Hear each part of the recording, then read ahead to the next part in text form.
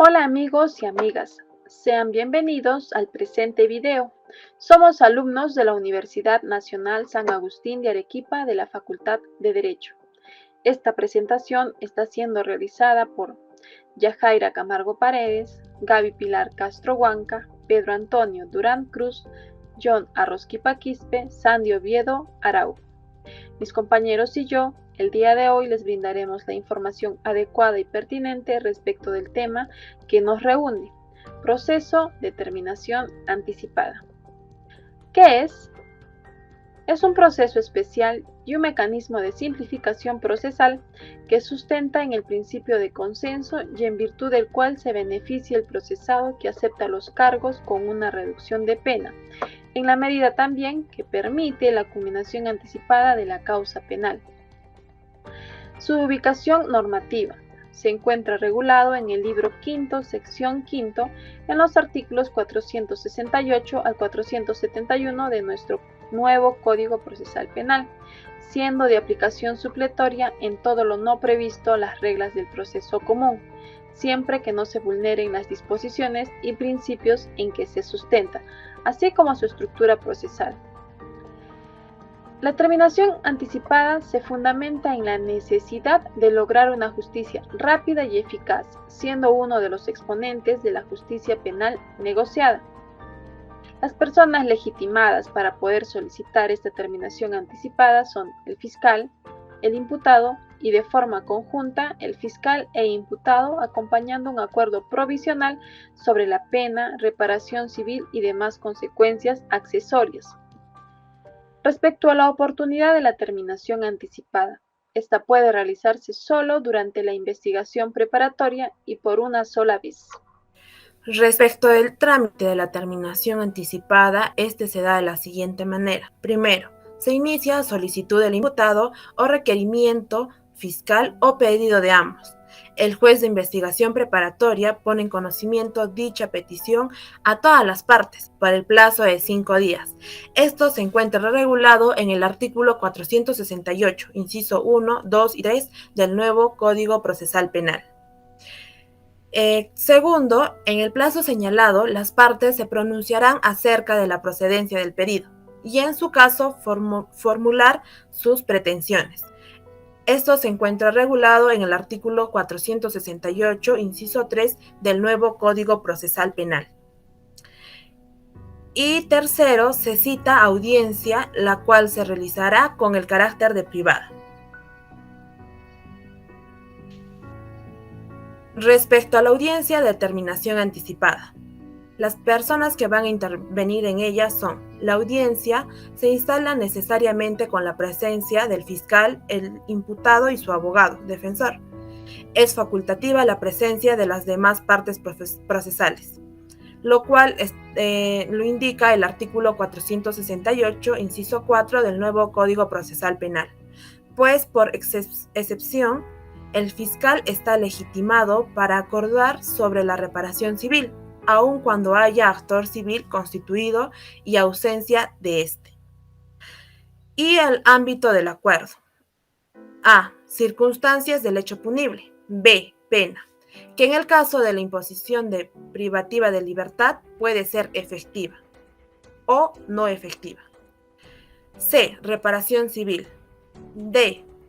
Demás consecuencias accesorias. Esto también se encuentra regulado en el artículo 468, inciso 5 del nuevo Código Procesal Penal.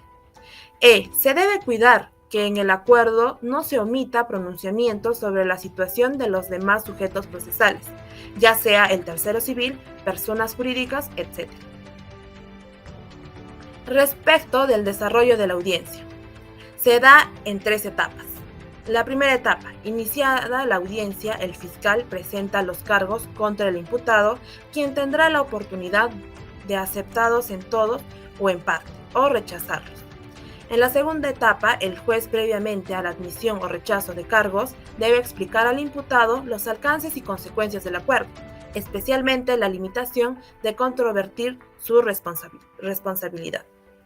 Y la última etapa, en la audiencia no se permite la actuación de pruebas y se puede suspender por breve término, pero debe terminar el mismo día, Si existe acuerdo, el juez da el control de legalidad y razonabilidad de la pena. Caso contrario, el proceso continúa. Y es así como se da el desarrollo de esta audiencia. Bien, ahora veamos el esquema de proceso de determinación anticipada. Una vez hecha la formalización de la investigación preparatoria según el artículo 468 del nuevo Código Procesal Penal, la iniciativa de presentar la solicitud de determinación anticipada podrá ser por parte del fiscal o del imputado. Esta solicitud debe presentarse o formularse hasta antes de la acusación fiscal. El juez de investigación preparatoria va a correr traslado a la otra parte dentro de un plazo no mayor de 5 días. La audiencia, como ya se había mencionado antes, es de carácter privada y se va a instalar válidamente con la asistencia obligatoria del fiscal, del imputado y de su abogado defensor. Esta audiencia puede tener dos resultados, un control judicial negativo y un control judicial positivo. En caso de que sea un control judicial negativo, se va a continuar con la investigación, y en caso de que sea un control judicial positivo, se emite sentencia de forma inmediata o dentro de las 48 horas. Bien, ahora, con las circunstancias que deberían observarse, se nos dice que es aplicable a todo tipo de delitos. Como sabemos, existe una reducción de pena por lo que es la terminación anticipada, pero esta no va a proceder cuando a la persona se le atribuye la comisión de delitos cuando sea integrante de una organización criminal, esté vinculado a ella o actúe a cargo a ella, además de los delitos de feminicidio, los delitos que están comprendidos contra la dignidad de la persona y los delitos de violación a la libertad sexual, proxenetismo y ofensas al poder público. Otra parte, se nos dice que el fiscal podrá apelar dicha decisión, nos dice que se solicita ante el juez de investigación preparatoria. La declaración del imputado en caso de producirse se tendrá como inexistente cuando no se llega a un acuerdo o cuando no se apruebe el mismo. También, otra circunstancia que se debería observar es cuando se lleva a cabo una carpeta, en una carpeta independiente, sin afectar la continuación del proceso. Y por último, el fiscal y el imputado pueden llevar a cabo reuniones preparatorias informales. Bien, ahora, con lo que respecta al control judicial del acuerdo, nos dice sobre lo que son los hechos, el ámbito jurídico y sobre la pena y la reparación civil. Todo esto nos vamos a remitir al artículo 468, inciso 6 del nuevo Código Procesal Penal, en la que nos dice que si el juez considera que la calificación jurídica del hecho punible y la pena a imponer de conformidad con lo acordado son razonables y obran elementos de comisión suficientes, dispondrá la sentencia la aplicación de la pena indicada, la reparación civil y las consecuencias accesorias que correspondan en función de su parte resolutiva que había en el acuerdo. Siguiendo con la exposición, partimos de la siguiente idea. Si las partes arriban a un acuerdo que tiene como presupuesto la afirmación de la responsabilidad penal del imputado y como condición la precisión de las consecuencias jurídico-penales y civiles correspondientes, y además esto está enmarcado en el principio de legalidad, si concurre todo esto, le corresponde al juez, en ejercicio de su potestad jurisdiccional, llevar a cabo los controles acerca de la legalidad del acuerdo. Pero, ¿cómo se realiza el control de legalidad? Según el Acuerdo Plenario 05-2009, en concordancia jurisprudencial con el artículo 116 de la Ley Orgánica del Poder Judicial, este control se realiza en 3 planos diferentes. Un primer plano se da en el ámbito de la tipicidad o calificación jurídico-penal, en relación a los hechos objeto de la causa y a las circunstancias que rodean el hecho punible. Como segundo plano, se da en el ámbito de la legalidad de la pena, teniendo en cuenta la correspondencia con los parámetros mínimo y máximo que surgen en el tipo penal aplicado al caso y de las circunstancias modificativas de la responsabilidad. Esto es lo que se denomina pena básica. También en el juicio de legalidad alcanza a los ámbitos legalmente definidos de la reparación civil y de las consecuencias accesorias. Como tercer plano se da en la exigencia de una suficiente actividad indiciaria. Ello implica que las actuaciones o diligencias de la investigación permitan concluir que exista base suficiente, es decir, probabilidad delictiva. ¿De qué? De la comisión de hechos imputados y de su vinculación con el imputado. Y además que están presentes todos los presupuestos de punibilidad y perseguibilidad.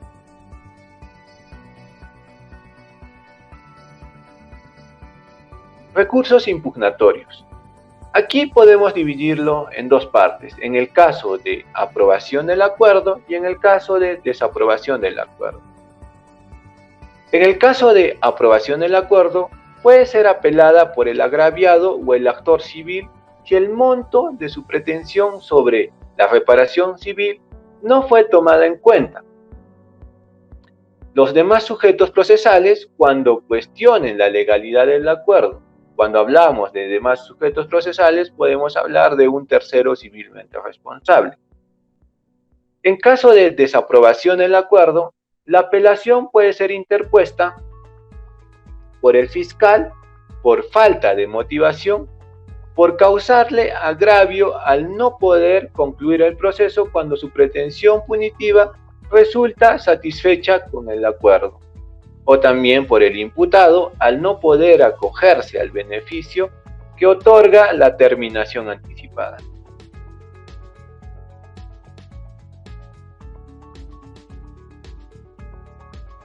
Terminación anticipada en caso de pluralidad de hechos punibles e imputados. Aquí también podemos dividirlo en dos puntos, ¿no?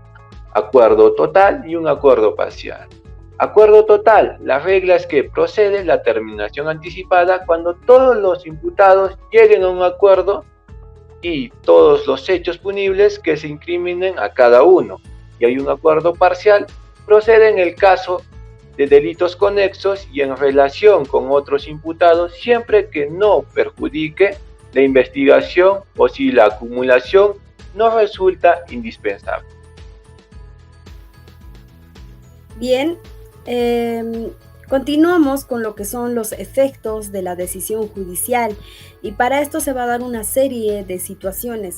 En primer lugar, si el juez va a dar por superado el control de legalidad, va a emitir una sentencia en la cual va a aprobar este acuerdo y con lo cual también va a dar por satisfecha la pretensión punitiva de la decisión, pero esta decisión es apelable. Asimismo, en segundo lugar, de aprobado el acuerdo, el imputado va a gozar del beneficio de la reducción de la pena, que es 1/6 de la pena concreta o la pena final, consensuada, la que es adicional o acumulable al 1/3 que reciba por confesión sincera, si se da el caso, ¿no? En el tercer caso, si se desaprueba el acuerdo, se va a dar por culminado el proceso de terminación anticipada. Asimismo, que cuando no se llega a un acuerdo, o no se dé por aprobado o no se dé la declaración del imputado en este proceso, se va a tener como inexistente. Es decir, que esto también no se va a poder usar en contra del imputado. En quinto lugar, se va a dar lo que es una situación como desaprobado el desacuerdo por inexistencia de los hechos, o tal sea el caso por atipicidad de la conducta atribuida o alguna situación similar. En este caso, el juez va a dictar una sentencia absolutoria en la que va a dar causa a ser dilucidada conforme a las reglas del proceso común, y en este proceso no existe valoración probatoria. Lo que se busca es determinar la validez y la eficacia jurídica del acuerdo objeto de control jurisdiccional.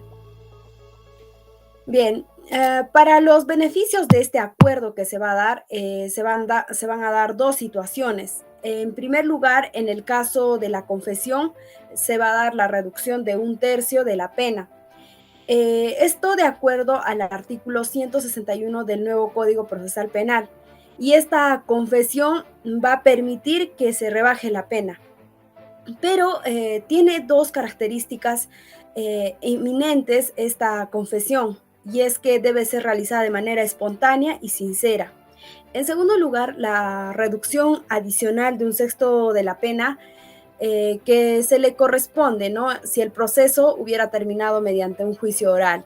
En este beneficio incondicional va a ser obtenido solo en el caso de la terminación anticipada. Bien, respecto a los beneficios de la terminación anticipada, según el acuerdo plenario número 5 que se dio en el 2009, nos hablan de que la reducción de un sexto por un sexto por terminación anticipada, prácticamente se estaría dando como una serie de contradicción. Bien, y les voy a señalar más adelante de qué se trata. Y es que según estos beneficios se da el caso en el que, por ejemplo, dos personas que actúan en coautoría sobre, hablemos sobre robo, y pongámonos en el hecho de que uno de ellos se acoja a lo que es la terminación anticipada, sin embargo la otra persona no. Entonces, si el agente que no confesó los hechos acordó con el fiscal una pena concreta de 12 años de pena privativa de la libertad, va a recibir como beneficio de la reducción de 2 años de la misma pena. Pero respecto al otro imputado, que si confesó los hechos por el mismo derecho, solo va a recibir como beneficio de reducción 1 año y 4 meses, porque es el cálculo que resulta de una pena concreta que incluye la reducción por confesión sincera. Entonces, es decir, de 8 años. Entonces, dentro de la competencia, el fiscal, sería útil reconocer esto y llegar a un acuerdo con penas justas, priorizando la importancia de una confesión sincera, ¿no? Es una situación un poco contradictoria, la cual se tendría que tomar mayor alcance, mayor importancia en estos casos. Así también vamos a mencionar a lo que es la jurisprudencia relevante, ¿no? Que está referido al asunto de proceso de terminación anticipada, ya mencionada, como por ejemplo, como es el caso en esta jurisprudencia, lo que se llega es que, o lo que se acuerda es que primeramente se establece como una doctrina legal los criterios expuestos en los fundamentos 7 y 21.